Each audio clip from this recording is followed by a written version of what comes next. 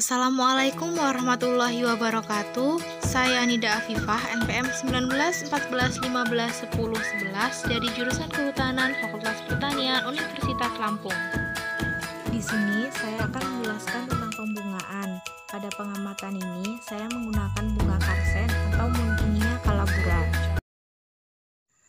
Untuk materi, yang pertama ada klasifikasi dan karakteristik, yang kedua morfologi, yang ketiga habitat dan penyebaran, dan keempat hasil pengamatan. Klasifikasi dari bunga karsen adalah Kingdom Plantae, divisi Magnoliophyta, kelas Magnoliopsida, ordo Malvales, famili Muntingiaceae, genus Muntinga, spesies Muntingia calabura.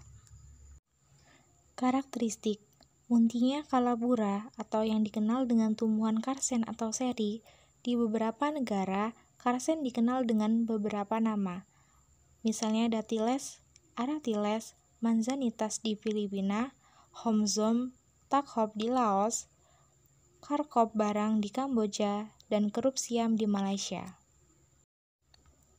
Tumbuhan ini memiliki buah kecil dan manis, berwarna hijau ketika masih muda dan berwarna merah setelah tua dan matang. Pohon karsen termasuk ke dalam tumbuhan liar yang rindang dan mudah berkembang biak walau pada suhu panas. Tingginya mampu mencapai 12 meter.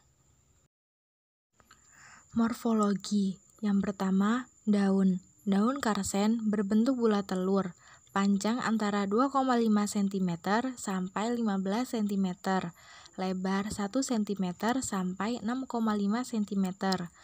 Daun berwarna hijau muda dengan bulu rapat pada bagian bawah daun. Yang kedua, batang. Batang karsen bisa tumbuh hingga 12 meter, memiliki cabang mendatar, dan mampu membuat naungan yang rindang. Yang ketiga, bunga.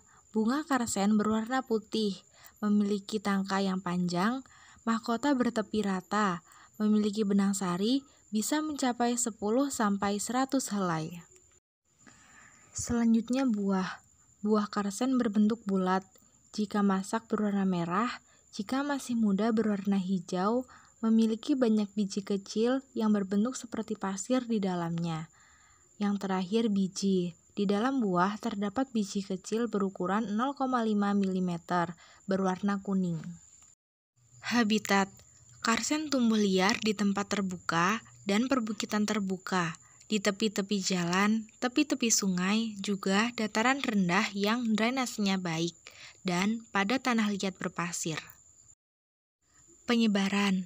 Tanaman ini berasal dari Amerika tropis, yaitu Meksiko Selatan, Karibia, sampai ke Peru dan Bolivia. Karsen dibawa masuk ke Filipina pada akhir abad ke-19 hingga tersebar di seluruh kawasan tropika Asia. Hasil pengamatan. Pengamatan minggu pertama, yaitu dilakukan pada hari Jumat tanggal 3 April 2020. Pengamatan dilakukan pada 3 jenis bunga yang sama dan di pohon yang sama. Hasil pengamatannya yaitu bunga 1. Pada awal pengamatan, bunga masih berbentuk kuncup, berwarna hijau, dan berbentuk bulat. Bunga 2, bunga masih kuncup, dengan ukuran relatif kecil, berbentuk bulat, dan berwarna hijau. Bunga 3, bunga masih dalam fase kuncup, dengan ukuran relatif kecil, dan berwarna hijau.